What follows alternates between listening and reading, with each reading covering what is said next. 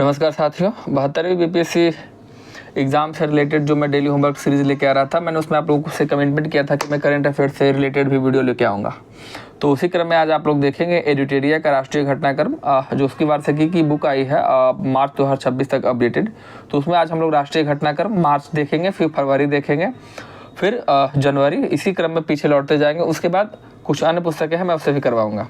तो बिना समय व्यतीत के मैं इसमें आता हूँ। मैं इसका एक फ़ायदा बता देता हूँ कि हर जगह पुस्तक लेके नहीं जा सकते हैं। अगर आप कहीं ट्रेन में जा रहे हैं, बस में है, कहीं सफ़र कर रहे हैं, तो रिवीजन करने में आपको आसानी होगी। दूसरी बात कि मैंने इसमें इंपॉर्टेंट जो फैक्ट है उसको अंडरलाइन किया हुआ है, तो चीज़ें थोड़ा ज़्यादा समझ में आएंगी। तो आइए हम लोग बिना देर किए इसको स्टार्ट करते हैं। तो इसमें जो सबसे पहला प्रश्न है कि सिक्किम के मुख्यमंत्री जिनका नाम है प्रेम सिंह तमांग ने क्या किया है कि सिक्किम का एक हवाई अड्डा था, पाक्योंग हवाई अड्डा, उसका नाम बदल दिया है वहाँ के स्वतंत्रता सेनानी त्रिलोचन पोखरेल के नाम पे। सिक्किम के वो पहले स्वतंत्रता सेनानी माने जाते हैं और इसका उद्घाटन जो है प्रधानमंत्री नरेंद्र मोदी ने किया है। ठीक है। और दूसरा अब हम देखते हैं इसमें फिर कि माइक्रोन टेक्नोलॉजी गुजरात के सानंद में दुनिया का सबसे बड़ा semiconductor clean room ATMP assembling testing marking and packaging इसका फुल फॉर्म हुआ इकाई स्थापित किया गया है। इसका भी उद्घाटन प्रधानमंत्री नरेंद्र मोदी ने किया है। आपको एक बात बताते चले कि माइक्रोन टेक्नोलॉजी स्थापित करने वाला भारत की जो है पहला उन्नत ATMP मेमोरी इकाई है जो 5 लाख वर्ग फुट में बनाया गया है। आप एक बात याद रखें कि ATMP का फुल फॉर्म हो सकता है एग्जाम में पूछ ले कि एक ए से क्या तात्पर्य है, T से या M से या P से। तो आप याद रखेंगे A से assembling, T for testing, M for marking and P for packaging. दूसरा ये है कि हम लोग अब दूसरा प्रश्न देखेंगे आगे कि प्रधानमंत्री नरेंद्र मोदी ने राजस्थान के अजमेर में क्या किया है कि 14 साल की लड़कियों के लिए राष्ट्रव्यापी ह्यूमन पॉपिलोमा वायरस HPV टीकाकरण अभियान की शुरुआत किया है। इसका उद्देश्य महिलाओं में होने वाले सर्वाइकल कैंसर की रोकथाम के लिए है। तो ये काम इन्होंने किया है। और दूसरा आप देखें कि भारत के चीता पुनर्वास कार्यक्रम के तहत मध्य प्रदेश के कूनो राष्ट्रीय उद्यान में बोत्सवाना से, आप याद रखेंगे कहाँ से लेके आया गया है, तो बोत्सवाना से कुल 9 चीते लेकर के आया गया है। इसके साथ ही भारत में कुल चीतों की संख्या बढ़ के कितनी हो गई है, तो भारत में कुल चीतों की संख्या बढ़ के हो गई है 48। भारत में अब कुल चीतों की संख्या बढ़ के हो गई 48। फिर आप देखें कि उत्तर प्रदेश के वाराणसी में बड़े पैमाने पर वृक्षारोपण का अभियान चलाया गया था। इसके तहत बनारस में 1 घंटे में 2.51 लाख मतलब 2,51,000 अधिक पेड़ लगाए गए हैं। ये जो है चीन का रिकॉर्ड तोड़ा है। ऐसा काम चीन ने किया था वर्ष 2018 में, उसका रिकॉर्ड बनारस में तोड़ा गया है।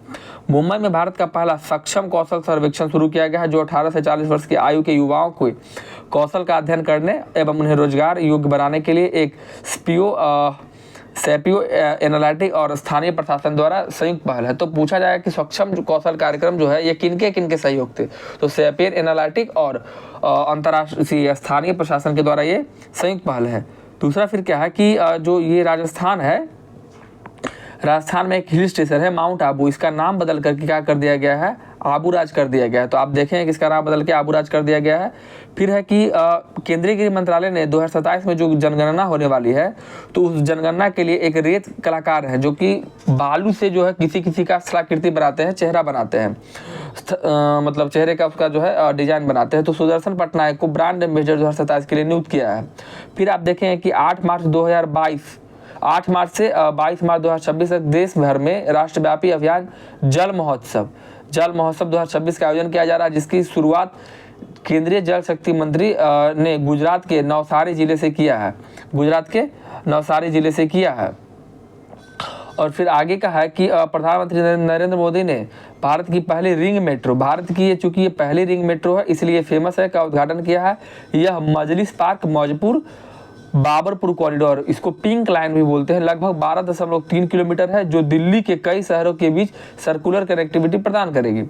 नेक्स्ट प्रश्न में हम देखें कि हाल ही में असम ने अपने GI टैग, मतलब आप समझिए कि GI टैग एक विशेष भौगोलिक क्षेत्र में दिया जाता है जिसका नाम है यहाँ असम का कार्बी आंगलोंग अदरक, इसको दिया है। और ये जो कार्बी आंगलोंग अदरक है, इसकी पहली खेप जो है इसको हम लोग इसका निर्यात किए हैं लंदन UK के लिए। और आगे फिर देखिए इसमें है कि विश्व वन्य जीव दिवस के अवसर पर भारतीय सेना का जो एक ये है ब्रांच है फायर एंड फ्यूरी कॉर्प्स और लद्दाख के वन पारिस्थितिकी और पर्यावरण विभाग के बीच वन संरक्षण के उद्देश्य से एक समझौता ज्ञापन पे हस्ताक्षर किया गया है। दूसरा आप देखेंगे महाराष्ट्र सरकार ने दिव्यांग कल्याण सेवाओं को सुगम बनाने के लिए भारत का पहला पूर्णतः एकीकृत दिव्यांग सहायक पोर्टल लॉन्च किया है। तो ये इंपॉर्टेंट हो जाता है कि पूछा जाए कि दिव्यांग सहायक पोर्टल किस राज्य सरकार ने लॉन्च किया है, तो महाराष्ट्र सरकार ने किया है। अगला सवाल है कि भारतीय भूवैज्ञानिक सर्वेक्षण के द्वारा उत्तर प्रदेश के कालिंजर किला को जो है राष्ट्रीय भू धरोहर का दर्जा दिया गया। तो पूछ लिया जाए आपसे कि कालिंजर किला किस भारतीय राज्य में है, तो उत्तर प्रदेश में है, इसको राष्ट्रीय भू धरोहर का दर्जा दिया गया है। इसका उद्देश्य भारत की भूवैज्ञानिक संरचनाओं और संरक्षण प्रदान करना एवं उन्हें वैश्विक पहचान दिलाना। उद्देश्य आप एक लाइन में देख लेंगे, सनसनी निगाहों से पूछेगा नहीं, बहुत महत्वपूर्ण उतना नहीं है, लेकिन फिर भी आप एक लाइन में देख लेंगे।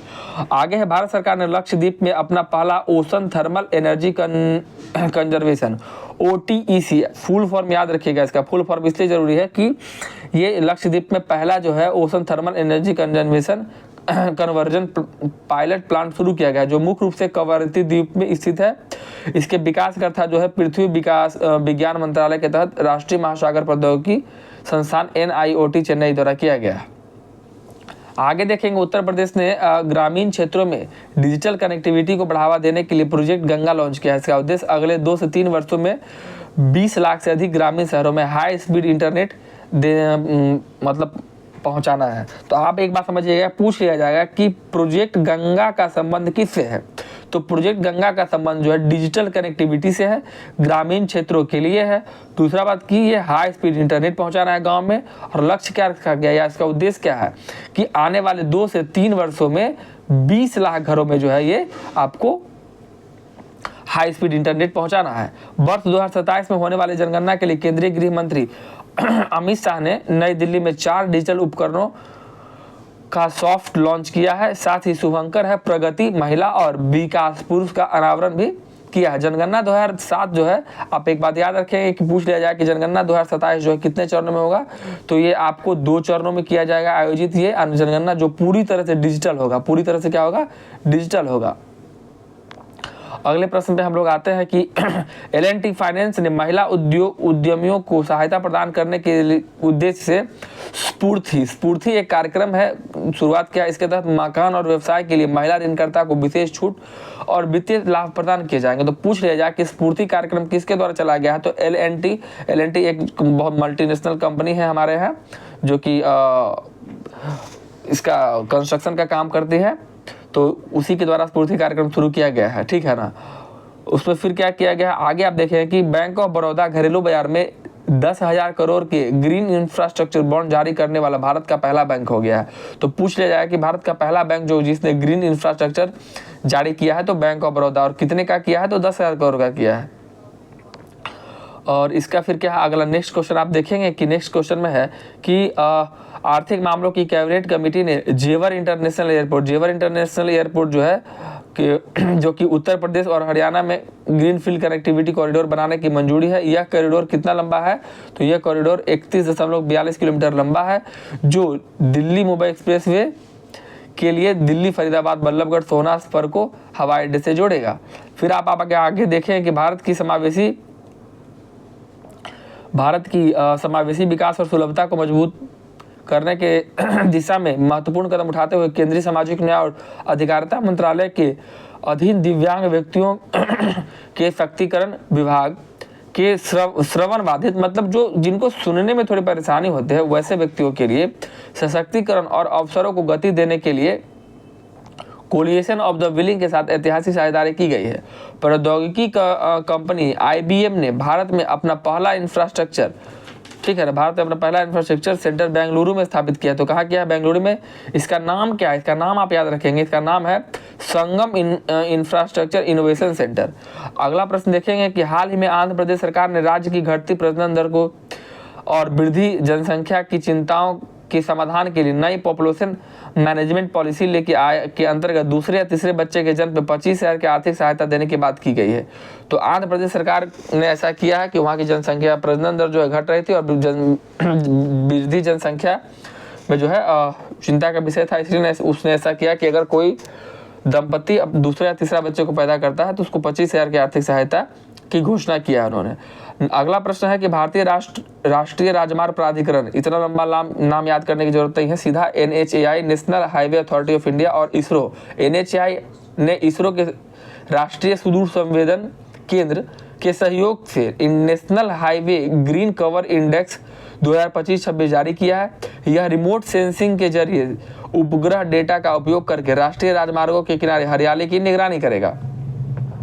तो इस तरह आपने देखा कि एक पेज आपका यहाँ पे ये खत्म हुआ। हम लोग चलते हैं नेक्स्ट पेज में, और नेक्स्ट पेज में हम आते हैं तो अगला प्रश्न आपका यहाँ पे इस प्रकार है कि हाल ही में केंद्रीय मंत्रिमंडल ने जल जीवन मिशन को दिसंबर 2028 तक बढ़ाने की मंजूरी दी है। तो ये बहुत इंपॉर्टेंट प्रश्न हो जाता है कि जल जीवन मिशन केंद्रीय मंत्रालय का है, और ये जल जीवन हरियाली मिशन जो बिहार का था उसी की कॉपी यहाँ पे की गई थी। तो ये इस मायने से भी बहुत महत्वपूर्ण हो जाता है। तो जल जीवन मिशन को जो है दिसंबर 2028 तक के लिए बढ़ा दिया गया है। भारत के प्रधानमंत्री नरेंद्र मोदी देश के सबसे लंबे समय तक सरकार के प्रमुख PM और CM के पद पे रहे। तो ये बहुत महत्वपूर्ण नहीं है कि किसके क्या रहा है वो, ठीक है ना। दिल्ली के आर्मी अस्पताल में हाइड्रस माइक्रो स्टेंट का उपयोग करके विश्व की पहली ग्लूकोमा सर्जरी का ग्लूकोमा के उपचार के लिए वैश्विक उपलब्धि हासिल की गई है। तो बहुत इंपॉर्टेंट है, पूछ लिया जाएगा कि ऐसा किसने किया, तो दिल्ली के आर्मी अस्पताल में ऐसा किया गया है। अगला प्रश्न है कि गुजरात सरकार ने 500 गांव को प्राकृतिक कृषि केंद्र के रूप में विकसित करने की घोषणा की है। इसके तहत गांव में रसायन मुक्त कृषि पद्धतियों को बढ़ावा दिया जाएगा। तो पूछा जाएगा कि प्राकृतिक कृषि केंद्र किस भारतीय राज्य में शुरू किया गया है, तो आप बताएंगे कि गुजरात में ऐसा किया गया है। अगला आप देखेंगे, हाल ही में आवास और शहरी कार्य मंत्री नई दिल्ली में अमृत मित्र महोत्सव का आयोजन किया है। इस दौरान शहरी जल प्रबंधन में योगदान देने वाली महिलाओं को सम्मानित किया जाएगा। तो मतलब इसमें विशेष कुछ नहीं पूछ लिया जाएगा कि अमृत मित्र क्या है। तो अमृत मित्र जो है इसके तहत इसके अंतर्गत क्या किया जाएगा कि शहरी जल प्रबंधन में, मतलब शहर के क्षेत्र में जो जल प्रबंधन में योगदान देने वाली जो महिलाएं हैं ना, उनको सम्मानित करने के लिए कार्यक्रम किया गया है। और ये क्या किया है, जो अमृत मित्र महोत्सव है, ये आवास और शहरी कार्यक्रम मंत्रालय द्वारा, तो चूंकि शहरी क्षेत्र के लिए है तो आवास और शहरी मंत्रालय ही करेंगे। दूसरा है कि भारत के सर्वोच्च न्यायालय ने हरीश राणा बनाम भारत संघ मामले में पहली बार निष्क्रिय इच्छा मृत्यु, आप देखे हो कि एक व्यक्ति थे जो कि ICU में बहुत 12 वर्षों तक वहां पे अपने जीवन और मृत्यु से लड़ रहे थे। तो इसमें क्या होता है कि जीवन रक्षक उपचार को धीरे धीरे हटा लिया जाता है और उनको जो उनकी कष्टकारक जिंदगी होती है उससे उनको मुक्ति प्रदान की जाती है। 13 मार्च को प्रधानमंत्री नरेंद्र मोदी असम के गुवाहाटी में एक कार्यक्रम के दौरान प्रधानमंत्री किसान सम्मान निधि योजना की 22वीं किस्त, आप ये बात याद रखें कि कौन से नंबर की किस्त है प्रधानमंत्री किसान सम्मान निधि योजना की, तो 22वीं किस्त याद रखेंगे कि 22वीं किस्त उन्होंने जारी की है गुवाहाटी से, और कुल 9.32 मतलब 9 करोड़ 32 लाख रुपए जो है किसानों के खाते में सीधे उन्होंने ट्रांसफर किया है। डॉक्टर मेनका गुरुस्वामी पश्चिम बंगाल से राज्यसभा सदस्य चुनी गई हैं। तो ये बहुत महत्वपूर्ण नहीं है कि भाई ठीक है राज्यसभा चुनी गई, महत्वपूर्ण ये इसलिए होता है कि भारत की पहली खुले तौर पर समलैंगिक क्वीर, मतलब जिसको क्वीर भी बोलते हैं इंग्लिश में, तो समलैंगिक सांसद बनी है। तो ये इसलिए महत्वपूर्ण हो जाता है प्रश्न ये।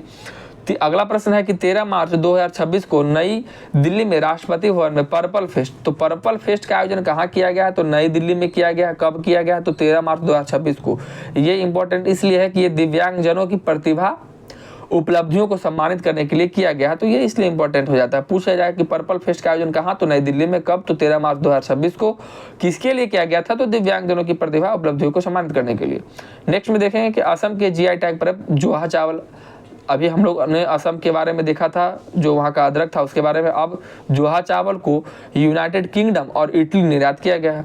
तो असम से 2 चीज हो गया, एक अदरक और एक जोहा चावल। जोहा चावल को यूनाइटेड किंगडम के साथ साथ इटली भी भेजा गया है।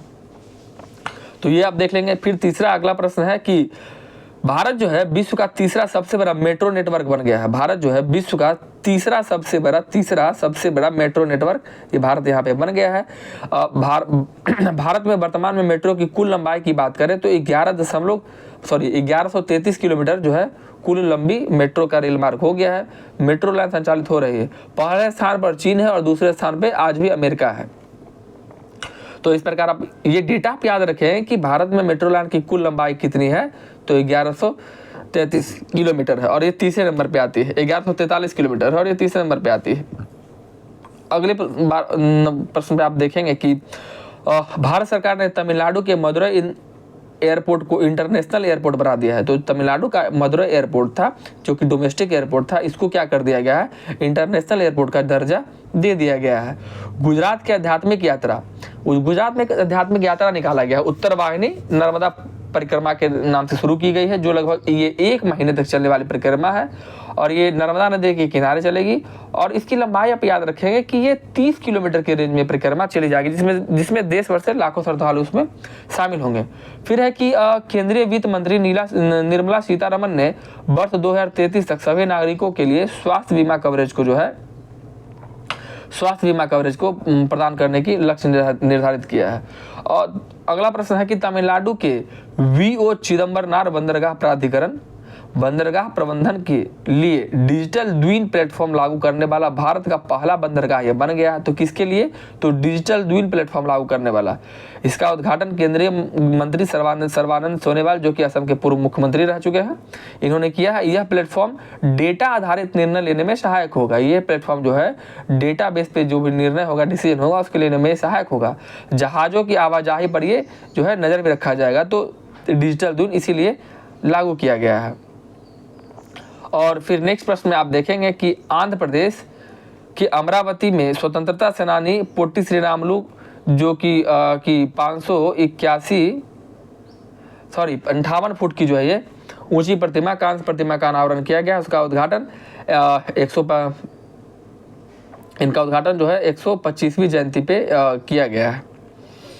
चंद्रबाबू, इनका पोट्टी श्रीरामुलु जो कि आंध्र प्रदेश राज्य के लिए जो है ये भाषाई क्षेत्र पे मांग किए थे, तो उन्हीं की 125वीं जयंती पे उनकी जो है 58 मूर्ति जो कांस्य प्रतिमा है, आप याद रखें कि प्रतिमा कैसी है, तो ये कांस्य प्रतिमा है जिसका जो अनावरण वहाँ के जो मुख्यमंत्री हैं एन चंद्रबाबू नायडू के द्वारा किया गया है।